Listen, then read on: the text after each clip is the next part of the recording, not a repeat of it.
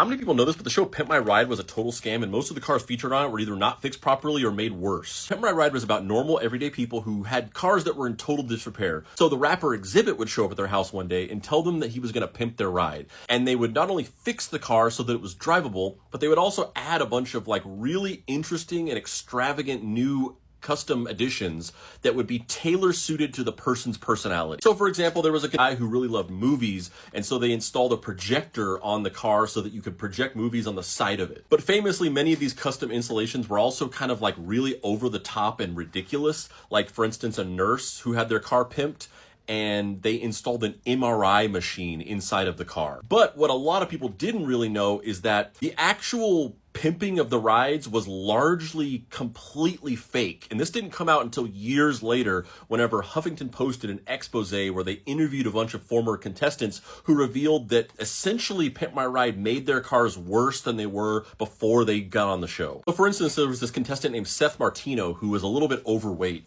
and his car needed a new engine basically. And so what ended up happening was Pimp My Ride, instead of focusing on replacing the engine and making the car functional, they focused on the fact that he was overweight, and they put a cotton candy machine inside of his car and basically made a big deal about how he was kind of like a bigger guy and he loved eating snacks. And in addition to being a little bit insulted by the narrative that they chose to go with, Seth says that after the production of the show, he ended up having to put another additional $1,700 of work into the car because they didn't actually fix the underlying issues with it.